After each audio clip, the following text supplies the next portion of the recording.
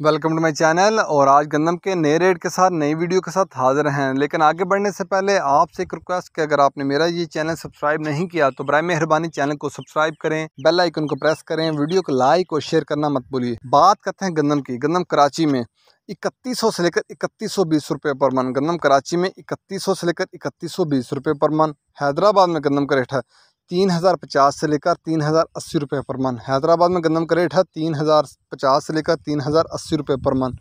Mirpur house में गंदम का रेट है 3050 रुपये पर मन। मीरपुर हाउस में गंदम का रेट है 3050 रुपये पर मन। सांगड़ में गंदम का रेट है 3040 रुपये पर मन। सांगड़ में गंदम का रेट है 3040 रुपये पर मन।